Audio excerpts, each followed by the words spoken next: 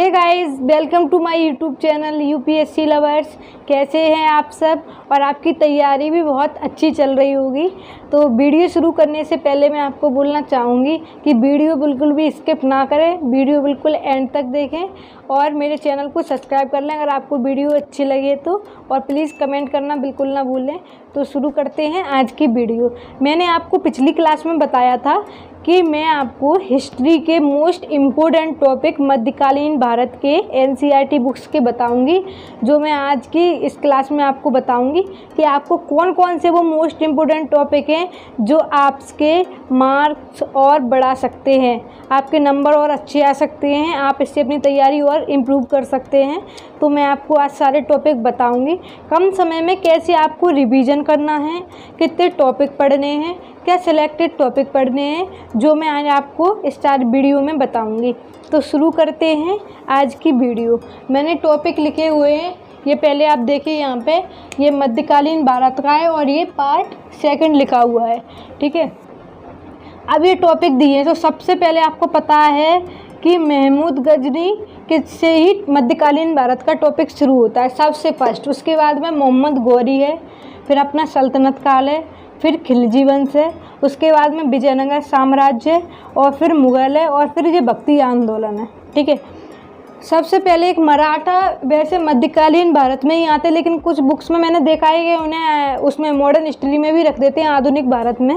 तो आप इसमें पढ़ना चाहो मराठा तो आपको पढ़ने हैं, चाहे आप वो मॉडर्न हिस्ट्री लेके चलिए, आधुनिक भारत मान के चलिए, या फिर ये मध्यकालीन मराठा आपको पढ़ने हैं। सारे जो जितने भी पेशवा थे वो आपको सारे पढ़ने हैं, उनका शासन पढ़ना है, उनके द्वारा जो युद्ध हुए थे वो सारे पढ़ने हैं। वो मैं आपको जो अगली वीडियो बनाऊँगी उसमें आपको सारे टॉपिक बताऊँगी आपको कौन कौन से पढ़ने हैं। तो सबसे पहले महमूद गजनवी, इसको पढ़ना है। इसकी डेट ऑफ बर्थ याद करनी है, जो सन में, किस सन में बैठा, किस सन में इसकी मृत्यु हुई, कौन सा इसने काम किया। महमूद गजनी का इतना नहीं है लेकिन आपको पढ़ना है, और अच्छा शासक था, इसका पढ़ना है आपको, ठीक है तो। और ये मोहम्मद गौरी को पढ़ना है। मोहम्मद गौरी के द्वारा कौन कौन से युद्ध हुए थे ये ज़रूर मोस्ट इम्पोर्टेंट है। मोहम्मद गौरी का ये नहीं आता कि जन्म कहाँ हुआ, किस शासन से था, ये नहीं आता है, क्वेश्चन में आएगा इसके द्वारा लड़े हुए युद्ध, वो आपको पढ़ने हैं।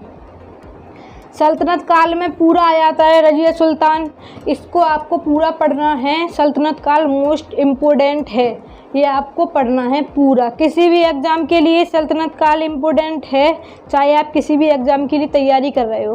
और अभी यूपीएससी का एग्ज़ाम है तो मैं आपको यूपीएससी एग्ज़ाम के तौर पे बता रही हूँ कि ये आपको करना है सल्तनत काल। उसके बाद है खिलजी, तो ये खिलजी वंश है। तो खिलजी वंश का ऐसे आ जाता है, इसका कौन है ये मैंने अभी यहाँ पे लिख के रखा है क्योंकि मैंने अपना रिवीजन करा था, तो मैं बता दे रही हूँ। इसका संस्थापक जलालुद्दीन फिरोज खिलजी था, ठीक है। उसके बाद में सल्तनत काल है तो ये गुलाम वंश है, उसमें एक गुलाम वंश का संस्थापक कौन था? अलाउद्दीन खिलजी, ठीक है। फिर अपना है विजयनगर साम्राज्य। तो विजयनगर साम्राज्य को आप सबको पता होगा कि 2 भैया थे, हरिहर और बुक्का, इन दोनों ने इसकी स्थापना करी थी और पढ़ना है। फिर इनका बुक्का 2 था, ऐसे करके इनका जो पुत्र हुआ था, तो आपको ये भी पढ़ना है, इनका पूरा पढ़ना है विजयनगर साम्राज्य का।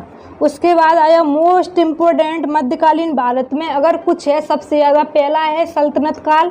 जितने भी थे इसके शासक वो सारे पढ़ने हैं। सल्तनत काल में क्या अच्छे काम भी हुए बहुत सारे, तो आपको पढ़ना है यहाँ पर, ठीक है। और ये विजयनगर साम्राज्य तो है ही सबसे ज़्यादा। मुग़ल अगर छोड़ के चले गए तो बिल्कुल भी मार्क्स नहीं मिलेंगे क्योंकि मुग़ल से क्वेश्चन बनते हैं।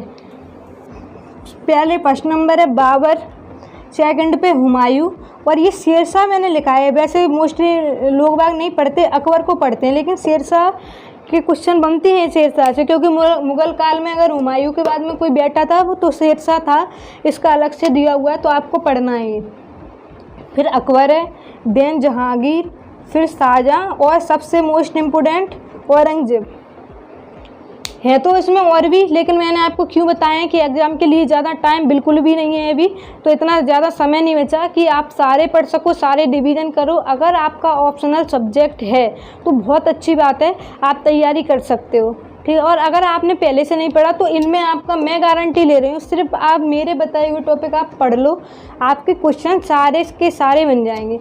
ये जो मैंने बताए हैं ये मुग़ल काल के ये सारे शासक, ये आपको पढ़ने हैं, ये मोस्ट इम्पोर्टेंट है, इस पर स्टार लगाएं। मुगल काल पे लगाए, विजयनगर साम्राज्य पे लगाए और सल्तनत काल पे लगाए। उसके बाद है भक्ति आंदोलन। वैसे भक्ति आंदोलन से क्वेश्चन कम बनते हैं, लेकिन लिखा क्यों है, क्योंकि देखो 8th क्लास में भक्ति आंदोलन में सारे कबीर वगैरह हैं, आपने पहले से पढ़ा होगा, ज़रूरत नहीं है पढ़ने की। 9th में भी है, 10th में भी है, तो इसलिए मैंने यहाँ पे नाम लिख दिए हैं। जो भक्ति आंदोलन में कुछ थे उनका नाम लिख दिया है।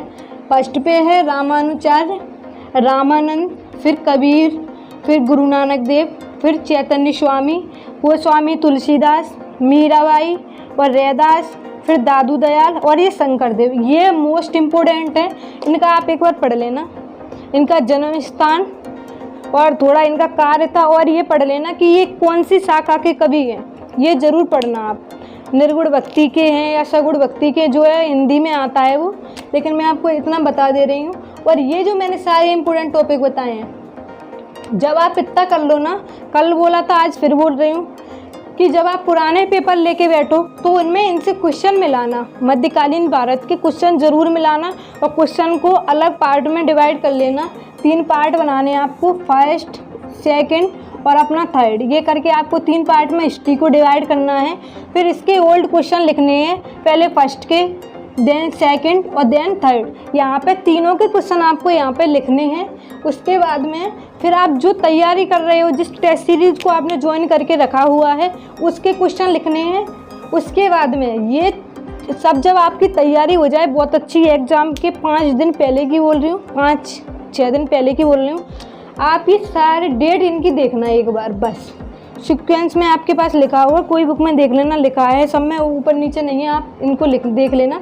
तो आप इनको पढ़ोगे ना तो इनकी डेट ज़रूर देख लेना, और फिर थोड़ा इनका कार्य देख लेना।